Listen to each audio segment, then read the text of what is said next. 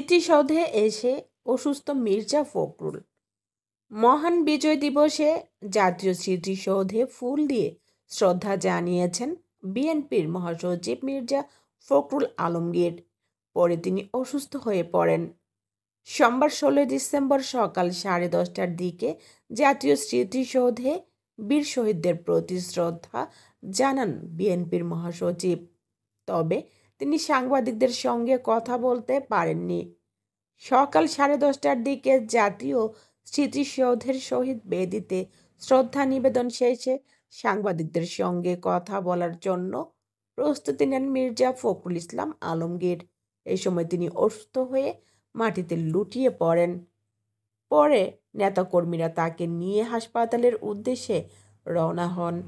এ সময় উপস্থিত ছিলেন বিএনপির যুগ্ম মহাসচিব রুহুল কবির রিজভী, ঢাকা জেলা বিএনপির সভাপতি খন্দকার আবু আশফাক, সাধারণ সম্পাদক নিপুণ রায়, সাভারের সাবেক সংসদ সদস্য ডাক্তার সালাউদ্দিন বাবু সহ বিভিন্ন পর্যায়ের নেতাকর্মীরা।